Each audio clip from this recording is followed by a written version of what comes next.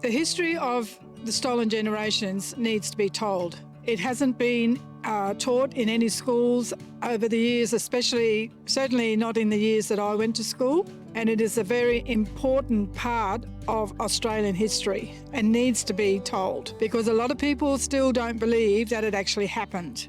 But when you speak to the people who were actually stolen or taken away from their families and their country and culture when they were babies, they'll soon learn that it did actually happen.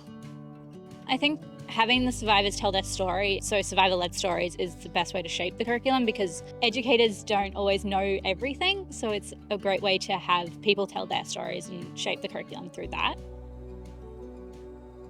Well, I definitely feel like the new curriculum is definitely going to help me as a student, like a young Indigenous woman, to figure out where I come from and to help my fellow peers as well. I feel like definitely them getting an understanding of what my family and what I've been through growing up is definitely going to help me build connections within the classroom, and I feel like just really in tune in my learning.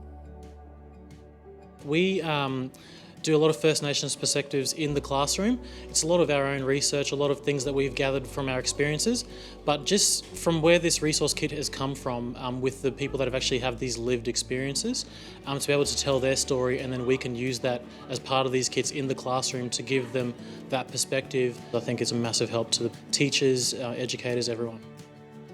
It's important that other schools right across the nation have this being taught to students, that are attending the schools, because the real history of Australia isn't being taught.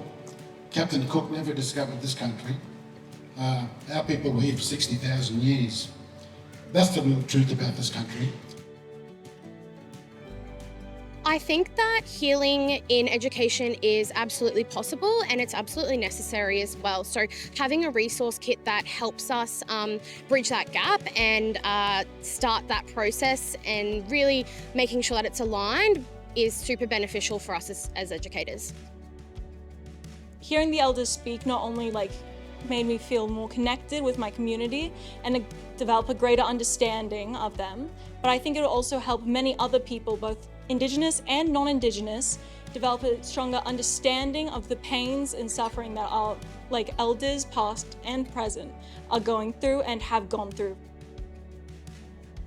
We all have a role in healing. We often talk about intergenerational trauma, but now it's time to talk about intergenerational healing. And we encourage you all to share this resource with your peers, your networks, your friends and family, and really anyone who will listen.